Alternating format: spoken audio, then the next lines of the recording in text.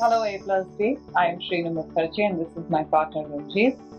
We are founders of the Vrindavan Project.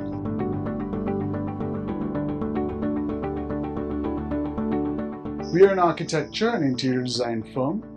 We work mostly in the residential sector and we primarily design ecologically friendly, sustainable projects.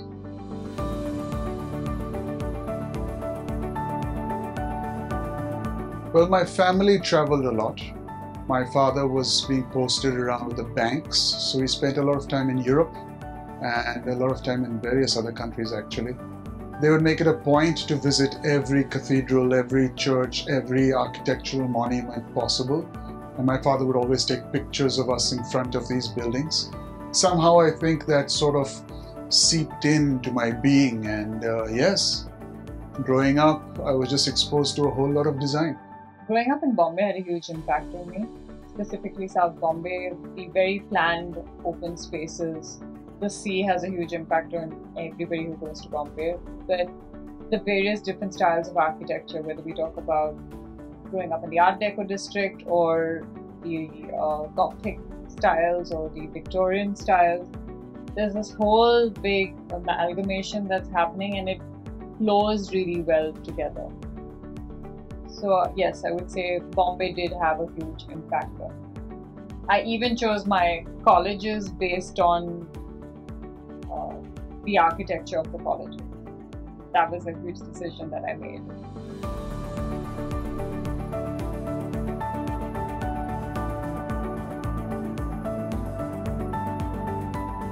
The Vrindavan Project is a tribute, an homage to the divine, because Vrindavan is a place of Lord Krishna's youth and a place of his creative field of action.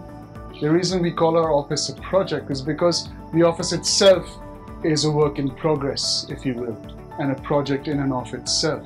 Having met in Oroville, spirituality was at the core of our design firm's ethos. And what we understood is that spirituality is not an abstract term for something outside of oneself, but in fact it was an understanding that there's a continuum, that there is a direct extension without any intervals between your inner state and your outer reality. And what was most interesting about that is I realized that the state of being that I found myself to be in directly manifested as the quality or the state of being of our work that followed.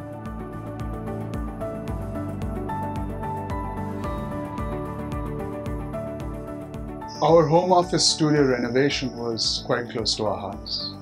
We had a lot of fun doing it because I was a client in that project and she was my interior designer. So we spent 4 to 5 years designing and rebuilding a 150-year-old house in Mussoorie.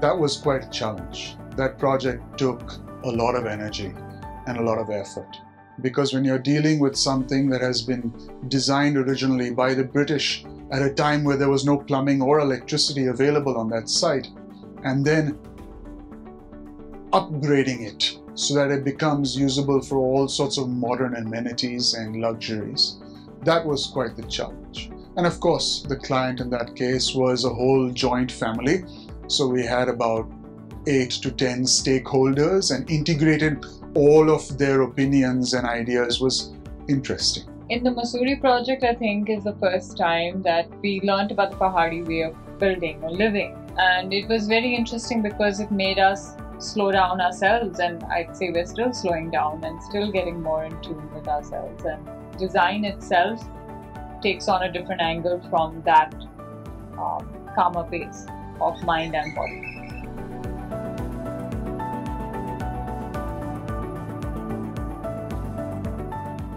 I would change the current trend where everything is about one's online presence and one's celebrity status. I think that takes away from the design work itself and is more about social media followers or peacocking for the camera, which is not really showing one's true self.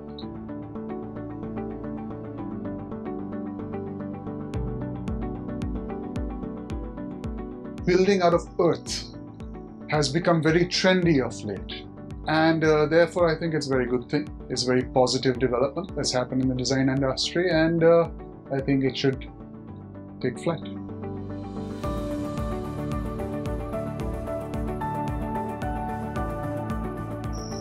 Most of our projects start with getting to know the client. So we believe in saying that we start the project with a cup of chai with the client, and we would like to end the project with a cup of chai with the client in the new space. And we take a lot of time getting to know our clients so that we know what they want, what they desire for, and what they would envision for themselves in the future. Then of course there's the site. We spend a lot of time on site. I'd say partially live on site when we're going through a project.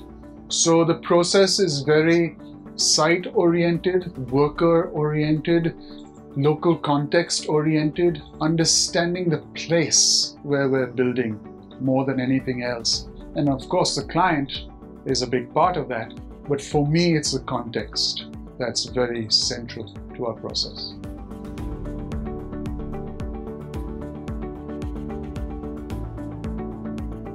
I think breaking people's perceptions, because there's this kind of dumbed down way to build that has been now standardized, and taking us back to a kind of a better way to build, looking back at the past, is somehow harder when dealing with laborers from all across the country, because I literally have to tell them, like, you remember how we used to do it, and kind of modernizing that and making that stronger and better. So dealing with people's perception, which is always the hardest, I think, to start with. But once you get going on it, and once they see, okay, one sample or one product, then they get it. It's like they get it and then it just flies. The digital realm doesn't occupy all 5 of our senses. So in terms of perception, we're only either seeing or hearing something in the digital world.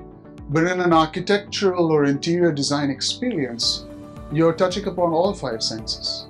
You're being inspired in a much more profound and human way. Consuming it with all 5 senses. You're experiencing everything with all 5 senses. So in a sense, what I think is important now is to detach ourselves a little bit from this fictional, digital, artificial reality, and to integrate ourselves into our tactile, present, real reality.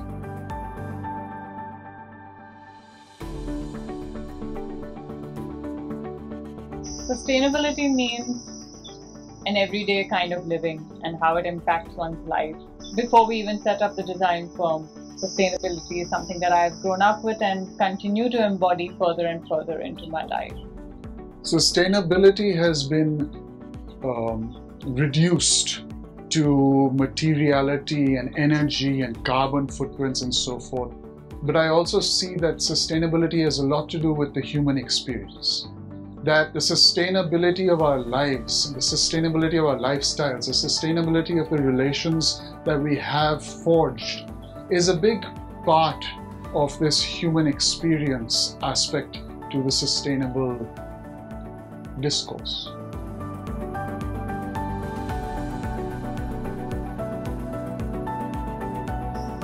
I would say learn to trust your gut instinct. If you haven't practiced that, learn to be in tune with yourself, because everybody has advice on how you should live your life or how you should practice.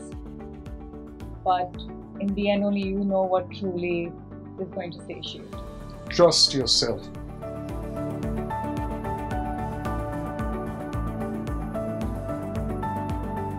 We actually feel like we want to spend a short amount of time investing energy into ourselves because we've given so much of our energy to our work, and to pause, to recharge, to take stock of where we're going, I think is the next chapter.